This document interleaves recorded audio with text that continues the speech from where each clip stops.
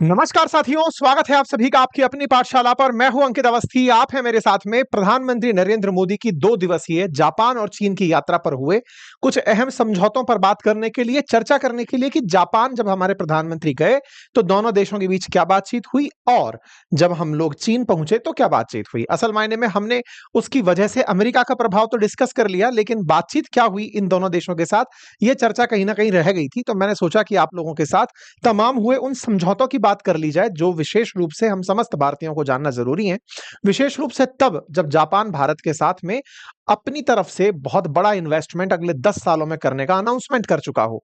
विशेष रूप से जापान को तब जान लेना बहुत जरूरी है जब भारत में जापान के निवेश से लगभग 150 से अधिक एमओयू की बात हुई हो, 1 लाख करोड़ से ऊपर के इन्वेस्टमेंट की बात हुई हो, $67 बिलियन के निवेश की बात हुई हो, भारत जापान के रिश्तों में नॉर्थ कोरिया का काउंटर करना हो या फिर अमेरिका का काउंटर करना हो, ये सारी बातें जापान के साथ हुई हों। जापान भारत का बहुत ही जबरदस्त मित्र है। लंबे समय से जापान के द्वारा भारत में निवेश किया जाता रहा है। ऐसे में जापान के साथ हुई फिलहाल जो वार्ता है वो किस तरह से भारत के लिए इन्वेस्टमेंट के पॉइंट ऑफ व्यू से, एफडीआई के इन्वेस्ट रूप से बहुत ज्यादा महत्वपूर्ण है। आज के सेशन में हम इस बात का जिक्र करने जा रहे हैं। तो चलिए शुरुआत करते हैं। प्रधानमंत्री नरेंद्र मोदी फिलहाल इंडिया आ चुके हैं। जब इंडिया पहुंचे तब इन्होंने बताया कि 15th इंडियन जापान जो इंडिया समिट है वो कंप्लीट हो चुकी है और उसके अंदर जो बातचीत हुई, ना केवल इंडिया जापान समिट के अंदर अपितु जो एससीओ की समिट थी उसके अंदर जो बातचीत हुई वो पूरी तरह से आज हम आपके साथ ब्रीफ करने जा रहे हैं। प्रधानमंत्री मोदी पहुंचते हैं जापान। जापान में उनका स्वागत होता है, यहाँ के प्रधानमंत्री से आपकी मुलाकात होती है और दोनों देशों के बीच में जो उनके लीडर्स हैं उनकी वार्ता होती है। तो वार्ता में जिस तरह की बातें निकल कर आती हैं वो विशेष रूप से इस समय जब डोनाल्ड ट्रंप पूरी दुनिया पे कहर बरपाए हुए हैं उस समय पर ये बड़ी वार्ता के रूप में कंसीडर की जाती है। कंसीडर क्यों? क्योंकि इनका ये मानना है कि इनके भय के चलते दुनिया में कोई भी देश आपस में किसी भी प्रकार का व्यवहार नहीं रखेगा। लेकिन भारत ने बकायदा जापान के साथ जिस तरह से देखिए, जापान और अमेरिका के बीच में इस तरह की पार्टनरशिप है कि जापान अमेरिका के बिना सांस लेने में भी डरता था। लेकिन अब अमेरिका के द्वारा भारत के साथ जो भी व्यवहार किया जा रहा हो उस बीच में जापान जो है वो भारत के साथ में इन्वेस्टमेंट की बात कर लेता है। यह दर्शाता है कि दोनों देशों ने एक दूसरे पर काफी ज्यादा विश्वास किया हुआ है। प्रधानमंत्री के ट्वीट 29 तारीख को आना शुरू होते हैं कि भैया हम जापान पहुंच चुके हैं, यहां पर मुझे वार्म वेलकम मिला है जो इंडियंस यहां हैं। इसके साथ साथ ही कुछ ऐसी तस्वीरें बाहर निकल कर आई, विशेष रूप से राजस्थानियों की तस्वीरें, यहाँ पर राजस्थानी संगीत गाते हुए कुछ जापानी महिलाएं यहाँ पर दिखाई दी।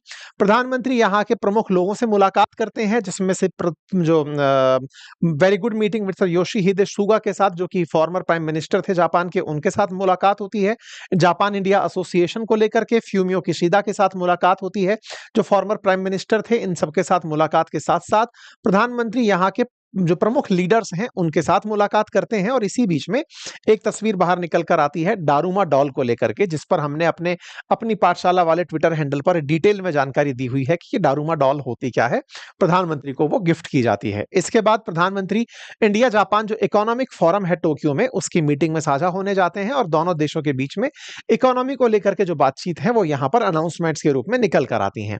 प्रधानमंत्री के द्वारा यहाँ पर ऑटोमोबाइल के साथ साथ बैटरी निर्माण, फ्लोटो robotics, semiconductor, shipbuilding, nuclear energy, इन तमाम क्षेत्रों में इन्वेस्टमेंट को लेकर के बातचीत की जाती है।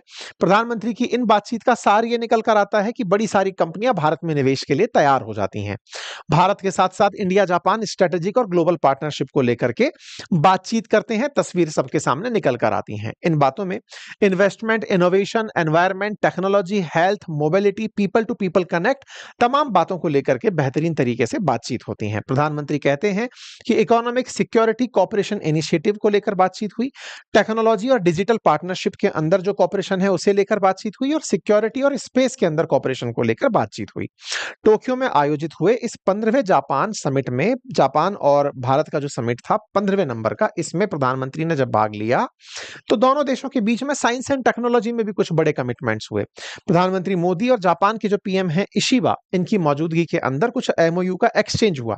इनमें से बड़ा इंटरेस्टिंग था चंद्रयान 5 के समझौतों में जो बात निकल कर आई वो ये कि भारत की स्पेस एजेंसी इसरो और जापान की स्पेस एजेंसी जाक्सा ये दोनों मिलकर के काम करेंगे चंद्रयान 5 के लिए। और चंद्रयान 5 चांद के दक्षिणी ध्रुव की स्टडी करेगा। चंद्रयान 5 दक्षिणी ध्रुव पर जब काम करेगा तो भारत ऑलरेडी दक्षिणी ध्रुव पर अपने लैंडर और रोवर को उतार और चला चुका है। तो जापान इस बार क्या करेगा, दोनों मिलकर के साथ साथ फिर एक बार जाएंगे और इस बार जाने में भारत जो है वो अपने द्वारा मतलब मान लीजिए लैंडर लेकर जा रहा है तो जापान वाले रोवर लेकर जा रहे हैं, जापान वालों के द्वारा अपना रॉकेट लेकर के जाया जा रहा है। इस तरह से दोनों एक दूसरे के साथ स्पेस सेक्टर में म्यूचुअली आगे बढ़ना चाहते हैं। ठीक है, इसी के साथ साथ इंडिया जापान ने अपना ज्वाइंट विजन डिक्लेयर किया फ्यूचर को लेकर के कि हम लोग किस तरह से आगे बढ़ेंगे।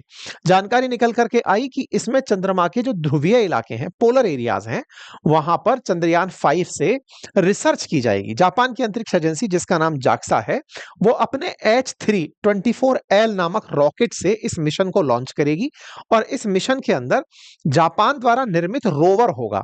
जो लैंड करेगा वो इसरो द्वारा बना हुआ होगा और जो चलेगा सतह पर चंद्रमा के वो जापान द्वारा निर्मित होगा। और ये दोनों मिलकर के अंतरिक्ष के मतलब चंद्रमा पर जाकर के अपनी रिसर्च करेंगे। दोनों ने साथ ही साथ क्लीन हाइड्रोजन और अमोनिया को लेकर के भी चर्चाएं की। साथ ही साथ में ज्वाइंट स्टेटमेंट जारी हुआ ministry of science and technology के द्वारा education, culture, sports and science technology के लिए।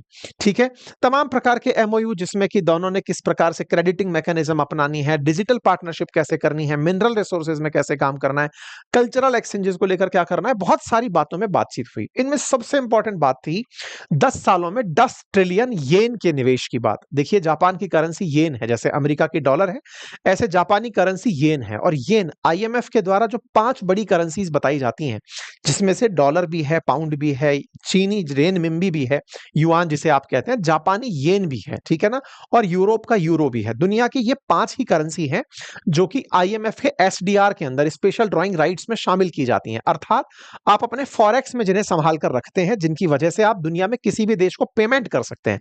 अगर वो देश पेमेंट ना ले तो आप आईएमएफ से पेमेंट एक्सचेंज कर सकते हैं। उन 5 पेमेंट की बातों में जापानी येन एक बड़ी करेंसी है और उसमें से 10 ट्रिलियन येन भारत में निवेश किया जाएगा। That is around 6 lakh crore rupees. रुपए के अंदर अगर बात किया जाए तो 6 लाख करोड़ रुपए निवेश करने की बात हुई अगले 10 सालों में। मैंने पहले भी बताया है, फिर भी बता दूं ये कितना होता है, मतलब $67 बिलियन के आसपास। मतलब और भी $70 बिलियन के आसपास आप पकड़ करके चल सकते हैं। $60 बिलियन से $70 बिलियन के बीच में। डॉलर इसलिए बोल रहा हूं क्योंकि डॉलर का भाव लगातार बढ़ता चला जा रहा है, तो ऐसे में ये रुपया बढ़ता चला जा रहा है, इसलिए हमने येन को रुपए में कन्वर्ट करके रखा है।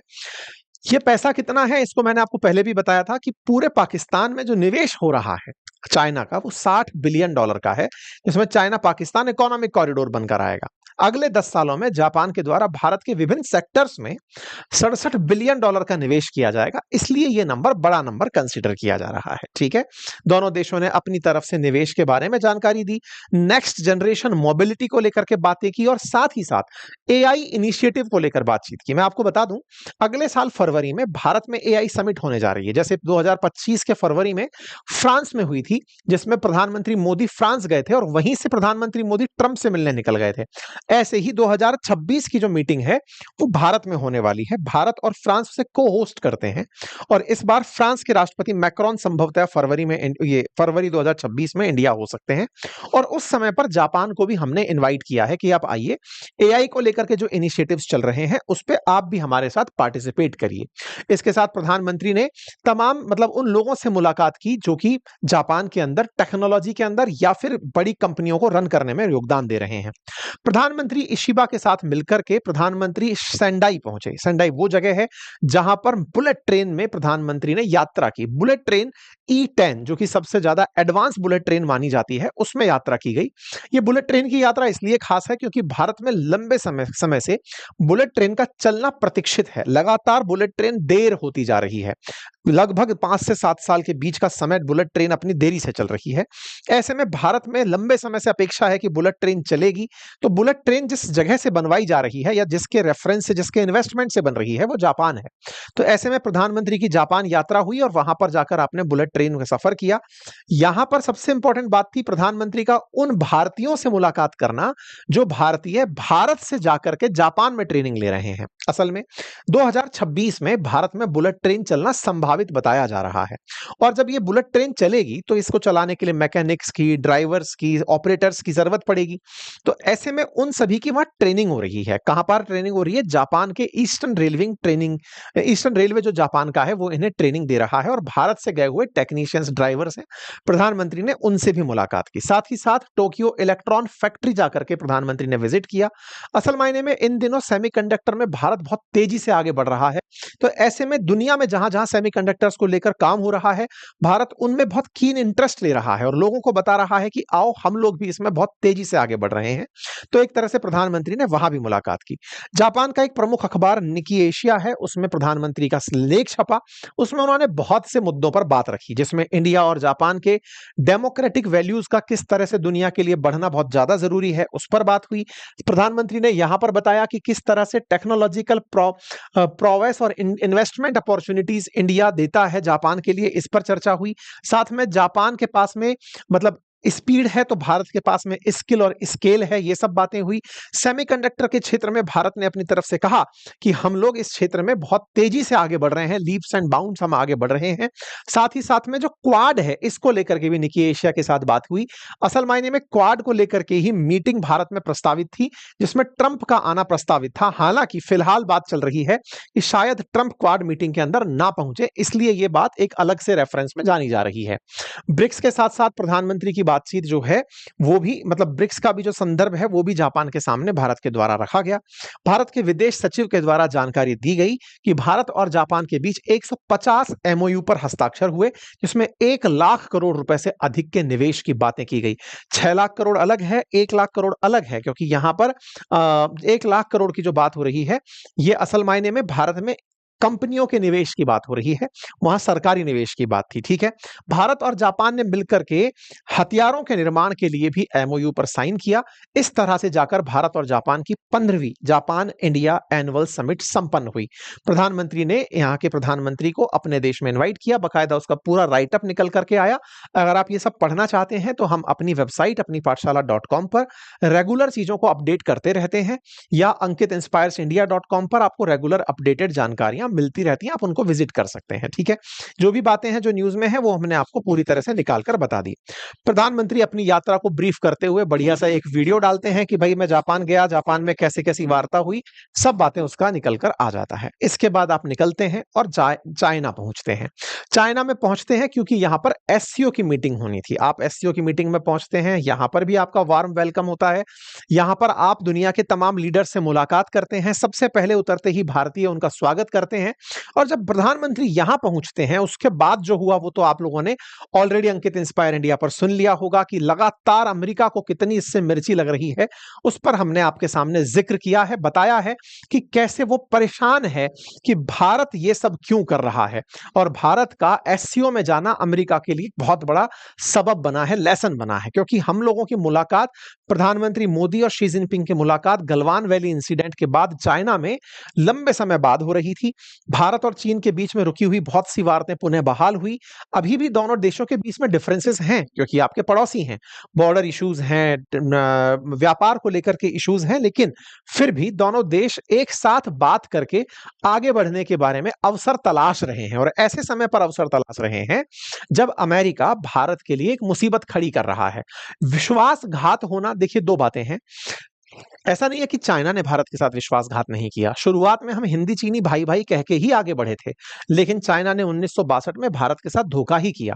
हम चाइना के साथ बढ़ेंगे जरूर आगे, लेकिन हम उसको हमेशा अपने नजरिए से देखते चलेंगे कि कहीं हमें धोखा ना दे दे। लेकिन अमेरिका का क्या करें, जिसका भरोसा ही नहीं रहता कि वो कब पलटी मार जाए। तो ऐसे में अंतरराष्ट्रीय स्तर पर एक विश्वस्त मित्र का होना, और वो मित्र ही था जो हमारे लिए रूस बनकर आया, जिससे फिलहाल ट्रंप चिड़े हुए हैं कि आप रूस से मित्रता छोड़ दो। लो, लेकिन कुल मिलाकर के भारत के लिए ये अपने आप में एससीओ मीटिंग काफी ज्यादा फायदे की रही। हालांकि इन मीटिंग्स पर हमने आपको बहुत सारे वीडियो सेशन ऑलरेडी दे दिए हैं अंकित इंस्पायर इंडिया पर, लेकिन हाँ, हमें एक सेशन इस नाम पर करना था। उम्मीद है कि आप सभी साथियों को यह जानकारी पसंद आई हो। अपने साथियों से अवश्य साझा कीजिएगा। प्रधानमंत्री मोदी ने शी जिनपिंग को 2026 में इंडिया इनवाइट किया है, क्योंकि ब्रिक्स की समिट भारत के अंदर होने वाली है। तो ऐसे में प्रधानमंत्री के द्वारा इन्विटेशन दे दिया गया। तो इशिबा के साथ मुलाकात हो या शी जिनपिंग के साथ, प्रधानमंत्री की 2 दिवसीय मुलाकात पूर्ण हुई और भारत ने इस तरह से अंतरराष्ट्रीय परिप्रेक्ष्य में अमेरिका को एटलीस्ट ये संदेश जरूर दिया कि जापान जो आपका परम सहयोगी है वो भी हमारे साथ काम करके खुश है, और चाइना जो आपका परम शत्रु है हमारे साथ काम करके वो भी खुश है। तो ऐसे में दोनों ही देशों के साथ भारत के संबंध बेहतर हैं, और हम लोग अपनी जब तक पकड़ मजबूत नहीं कर लेते, विश्व के साथ हमें रिश्तों को हमेशा इसी तरह से जांचते आंचते रहना पड़ेगा। बाकी आप लोग क्या सोचते हैं, अपनी राय जरूर अपने कमेंट बॉक्स में बताएं। पढ़ने लिखने वाले विद्यार्थियों के लिए हमारे द्वारा अपनी पाठशाला एप्लीकेशन है, जहां पर आप मेरे द्वारा पढ़ाए हुए इन कोर्सेज को एक्सेस कर सकते हैं। खूबसूरत कोर्सेज हैं जिनकी बुक्स भी उपलब्ध हैं, जिन नोट्स को, जिन क्लासेस में जो पढ़ाया गया कंटेंट है उन्हें आप अपने घर पर बैठे हुए मंगा सकते हैं। हमारी इंग्लिश माध्यम में जनरल साइंस एंड टेक्नोलॉजी की वनडे एग्जामिनेशंस के लिए बुक आ चुकी है, जिसे आप ऑनलाइन ऑर्डर कर सकते हैं। यूट्यूब के लिंक में दिए गए डिस्क्रिप्शन लिंक से भी आप ऑर्डर कर सकते हैं। Thank you so much.